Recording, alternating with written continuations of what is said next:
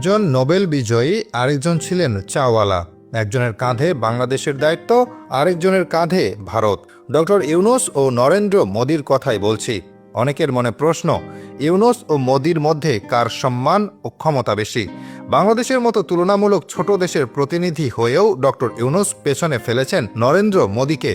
না, ক্ষমতা আর প্রতিপত্তিতে নয়, সম্মান, গ্রহণযোগ্যতা, অর্জন আর শিক্ষা, এসব দিকে ডক্টর ইউনূস নরেন্দ্র মোদির থেকে কয়েকশো মাইল এগিয়ে। ডক্টর ইউনূস একাধারে অর্থনীতিবিদ, শিক্ষক, নোবেলজয়ী ও সরকার প্রধান। সেখানে নরেন্দ্র মোদির পরিচয়টা শুধুই রাজনৈতিক। ডক্টর ইউনূস কোন কোন বিষয়ে নরেন্দ্র মোদির থেকে এগিয়ে, বিষয়টি জেনে নেওয়া যাক। ডক্টর ইউনূস এমন একজন মানুষ যার সাথে ওঠা বসা করে পৃথিবীর বিখ্যাত সব লোকজন। ক্রীড়াঙ্গনের লিওনেল মেসি থেকে আমেরিকার সাবেক প্রেসিডেন্ট বারাক ওবামা ও জো বাইডেন, সবার সাথেই তার বোঝাপড়া রয়েছে। গ্রেটেস্ট শো অন আর্থ খ্যাত অলিম্পিকে তাকে বিশেষ অতিথি করা হয়। এমনকি উন্নত বিশ্বের নামকরা দেশ কানাডার পাঠ্য বইতে তার এবং তার প্রতিষ্ঠানের কথা উল্লেখ আছে। 2023 সালে বাংলাদেশে ডক্টর ইউনূসের বিরুদ্ধে মামলা চলাকালীন তাকে হয়রানি বন্ধের আহ্বান জানিয়েছিলেন 160 জন বিশ্ব নেতা ও নোবেলজয়ী।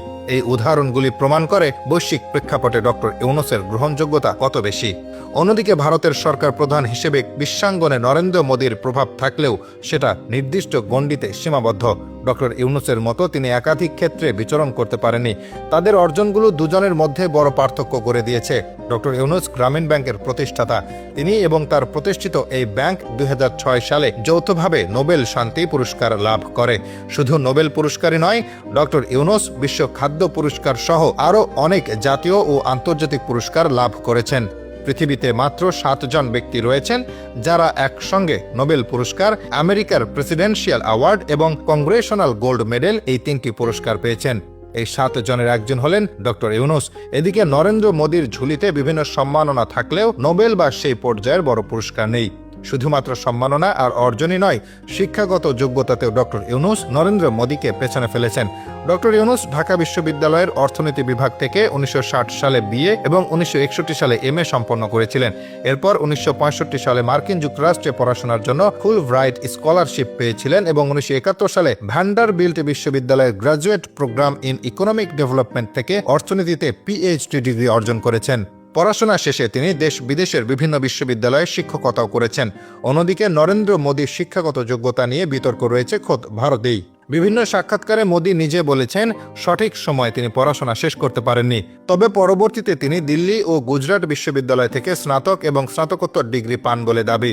অবশ্য সেই দাবি নিয়েও পক্ষে বিপক্ষে যুক্তিতর্ক আছে। চিন্তাভাবনা আর দূরদর্শিতাতেও নরেন্দ্র মোদির থেকে যোজন যোজন এগিয়ে ডক্টর ইউনূস। তার 3-0 তথ্য হইচই ফেলে দিয়েছে সারা বিশ্বে। এই তথ্যের জন্য ভবিষ্যতে আরেকটা নোবেল পুরস্কার পেতে পারেন তিনি। 3-0 তথ্য অনুযায়ী পৃথিবীকে বসবাস উপযোগী করে গড়ে তুলতে হলে আমাদের মাত্র 3টি শূন্য অর্জন করতে হবে। সেগুলো হলো 0 দারিদ্র্য, 0 বেকারত্ব এবং 0 কার্বন নিঃসরণ। এটি শুধু একটি তথ্যই নয়, বরং বর্তমান বিশ্বের একটা নিরেট বাস্তবতা, যা ডক্টর ইউনূস বহু আগেই বুঝতে পেরেছিলেন। এছাড়া ডক্টর ইউনূস দারিদ্র্য বিমোচনের একটি নতুন দর্শন প্রতিষ্ঠার কারিগর। ক্ষুদ্র ঋণের মাধ্যমে তিনি বিশ্বকে দেখিয়েছেন কেবল দাতা সংস্থা বা সরকারি উদ্যোগী নয়, বরং সাধারণ মানুষও নিজেদের ভাগ্য গড়ে নিতে পারে। তিনি এমন এক দৃশ্য কল্পনা করেন যেখানে কেউ দারিদ্রতায় জর্জরিত থাকবে না। এদিক থেকে নরেন্দ্র মোদির চিন্তাভাবনা এবং তার বাস্তবায়ন স্বাভাবিকভাবেই ভারত নির্ভর। তিনি ভারতের সরকার প্রধান হিসেবে নিজ দেশের উন্নয়ন নিয়ে চিন্তাভাবনা করেন। সর্বোপরি জ্ঞানে আর প্রজ্ঞায় মোদির থেকে ডক্টর ইউনূস বহুদূর এগিয়ে আছেন।